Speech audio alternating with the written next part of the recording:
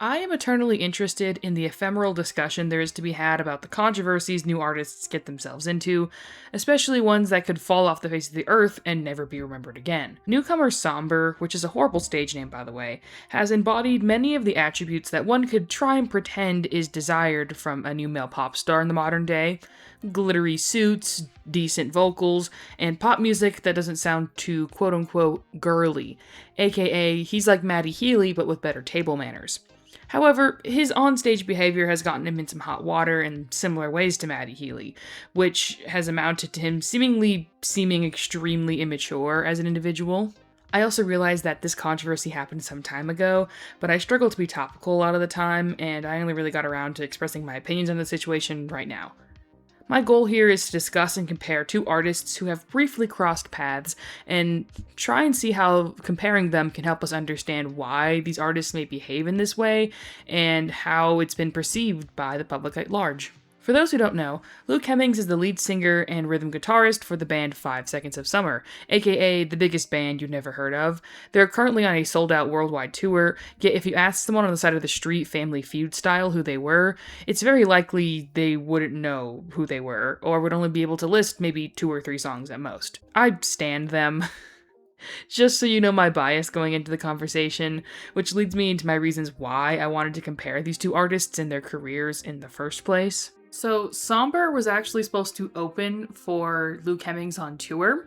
He had done a full leg of a tour and then decided to do a second leg of the tour, specifically for America, and that tour ended up getting cancelled. But that tour had Sombr as the opening act. There were no real reasons given as to why the tour was cancelled. This was back in late 2024, by the way, and the theories now are that Luke was expecting his first child with his wife, which he lives a very private life and so didn't announce that he was going to have a kid until after the kid was already born. So the theories are maybe that was the reason why the tour got canceled, as well as the fact that Five Sauce were working on their 6th studio album, which again wouldn't be announced until fall 2025.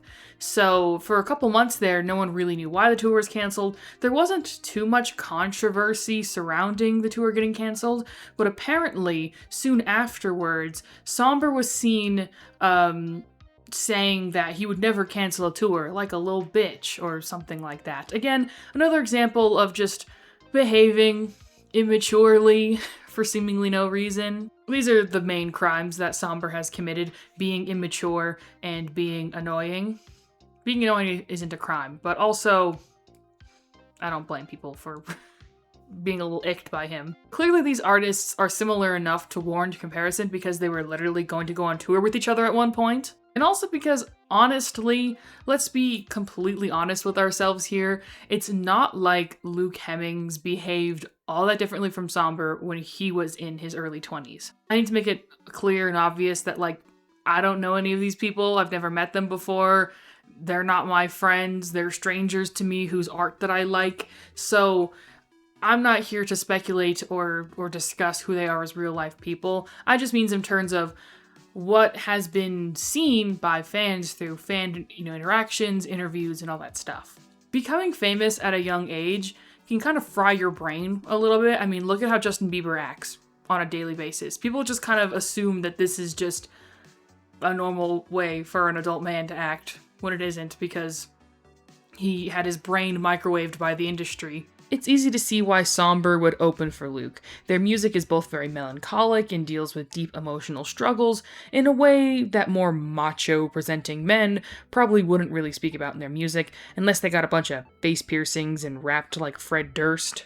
I obviously like Luke's solo work more, and Sombr's work can lean a little bit into being Juice WRLD-esque, if you know what I mean, and how he talks about women, in my opinion. It's a touchy subject because even though I'm not the hugest fan of Juice and Sombr's lyrical choices, I am mature enough to see where they're coming from in terms of their anger and frustration and not blow the misogyny whistle like so many critics did back in 2018 for Juice WRLD. It deserves to be called out, analyzed, and assessed further from there for each individual. It's not like Five Sauce were squeaky clean with their lyrics when they were Sombr's age. The lead single of their second album starts with the lyrics, "My girlfriend's bitching 'cause I always sleep in."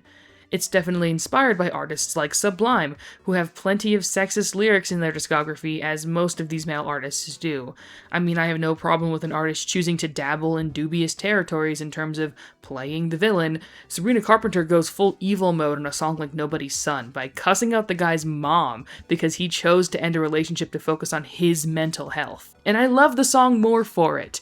So this lyrical material is really a non-issue for me, and the way people are not making a big stink out of it nowadays, like they were with Juice WRLD back in 2018, is proof that we live in a less woke society now than we did back then, but anyone could have told you that. Also, to be more fair, Juice WRLD's two biggest hits were more egregious in their presentation.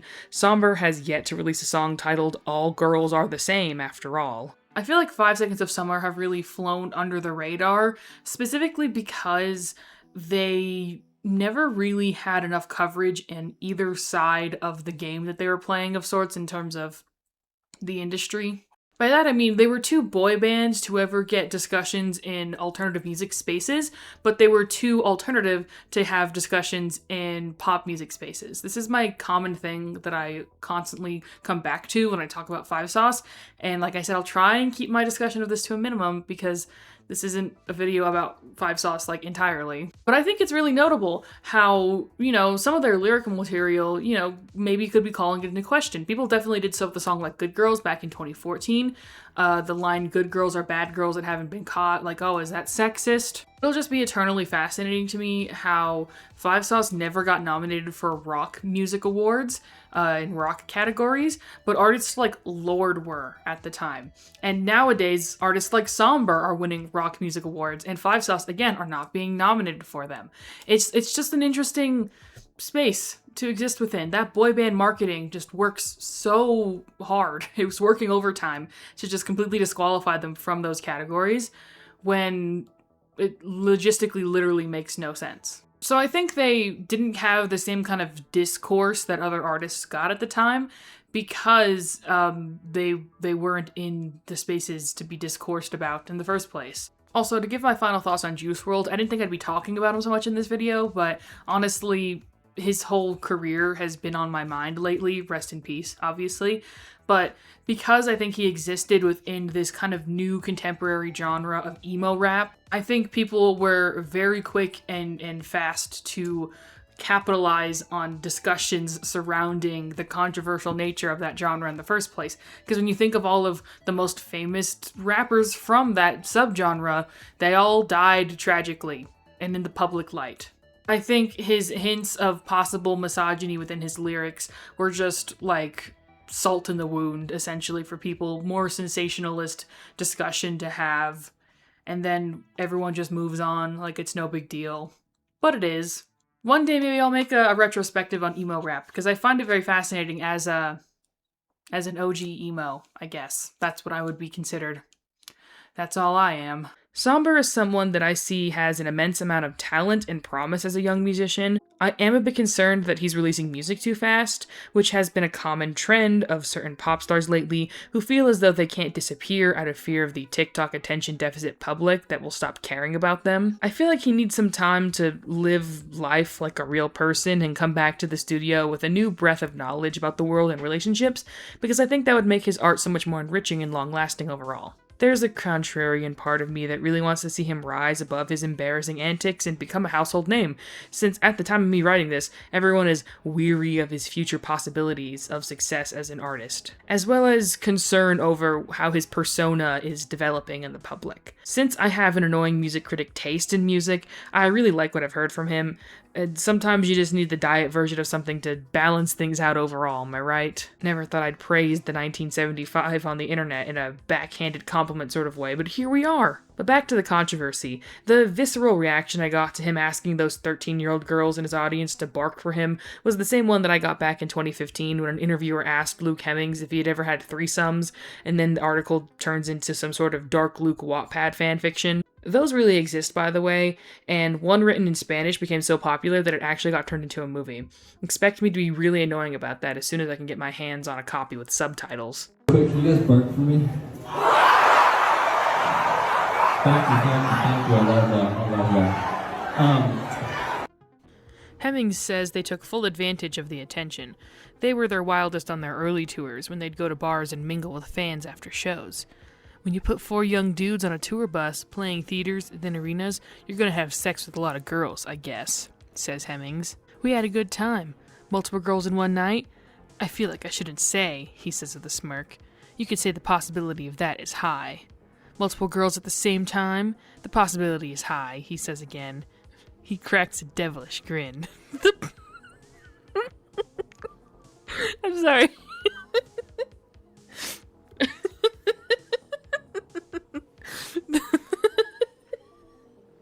The possibilities are endless. I'm sorry. Obviously, the context of each incident is completely different. Sombr does end up looking a whole lot worse than Luke ever did, most likely because 5sauce had the industrial millennial media training complex behind them at the time. They were managed by the same people who managed One Direction, if you weren't aware. But that doesn't dismiss the fact that both guys have had douchebag allegations and have soured certain fans on continuing to support them over time because of that. Apparently, a 20-year-old white guy isn't going to be the most palatable to be around, even if you're only a few years older. Luke Hemmings, of course, who is now almost going to be 30 and has a wife and child, has definitely evolved past this behavior, and it's kind of seen as a faint, kind of silly memory to look back on if you're a stan and even remember that that sort of controversy happened in the first place.